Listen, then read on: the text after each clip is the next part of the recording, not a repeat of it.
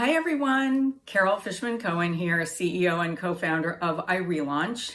And I want to talk to you about 5 reasons career breaks are not going away and why we expect to see more of them going forward. And this is important because employers that have career reentry programs in place are going to be best positioned in order to engage with employees and also people who are unaffiliated with their employer as they move in and out of the workforce. And if we expect this to happen more often, then it's even more important for the companies to perfect and have these programs available.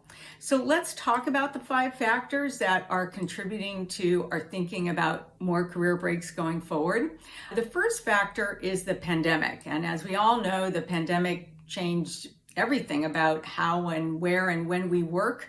And even though we know that there's some changes going on now with some employers calling everyone back to the office and some creating hybrid arrangements and some remaining remote, the pandemic really introduced this concept on a large scale and in a way where some people say we're never going to go back to what we were doing before.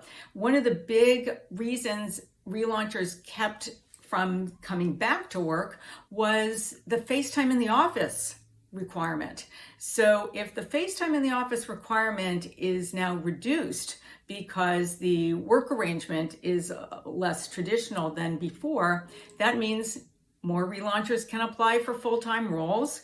More of them will get hired. There will be more success stories of people who are relaunching careers after career breaks from 1 to over 20 years. And that will mean career paths with career breaks will become more normalized. And as a result, there'll be less anticipatory risk attached to those who are taking career breaks and employers that are looking to hire people who are coming off of a career break. So that's factor number 1. Factor number 2 is that millennials are anticipating future career breaks in greater numbers than we've ever seen before. And Manpower Group did a survey a few years ago where they showed that over 70% of millennial women and over 50% of millennial men were anticipating a future career break. The third one is this concept of the 100-year life.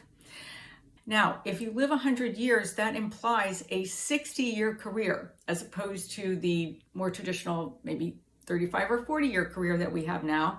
And our thinking is that it's very unlikely someone is going to work 60 years straight through without a career break. So we think the 60-year career means that people will take at least one career break and probably more than one career break during the course of that long of a career. The fourth factor is LinkedIn's decision to create a career break category for profile building. We consider this a significant milestone moment because of LinkedIn's position as the arbiter of career path profiling, that LinkedIn would think it was important enough to create a career break category was really a validation of the career path that includes a career break. And so that was a huge milestone in the institutional shift required to normalize career breaks. And then finally, the fifth factor has to do with formal employer career reentry programs, which require a career break for eligibility. And they're on the rise. We're seeing more programs start. We're seeing more programs scale, go global into different geographic locations and different lines of business. So they're becoming more prevalent and more accepted as a customized onboarding opportunity for people who are returning after career breaks. So earlier, if you had a resume with a career break on it, it would immediately get tossed. But now you have to have a career break in order to apply for and participate in an employer career reentry program, which some of you may recognize as called a returnship if there's an internship-like experience involved, or direct hire if you're hired as an employee from day one. But regardless, both of them have transitional support in the form of customized programming and mentors and buddies and special training for the managers who are going to be managing relaunchers for the first time. We're seeing more of these programs. We're seeing a successful track record of these programs in terms of the conversion rates of people who are in those returnships, how many convert to becoming employee. And also we're starting to see retention rates now, because we're finally getting to a point where the programs have been around long enough that we can measure retention, and the numbers are looking really good. That's the fifth factor. And we are tracking this.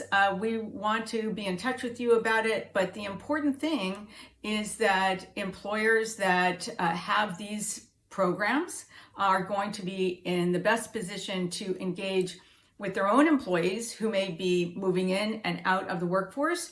You get a higher return on investment in the investment you made in the employee. The employer gets to retain some critical institutional knowledge. So there are great reasons to have the opportunity for people to come back into the same organization that they left, or also relaunch their career at a company that they weren't affiliated with before.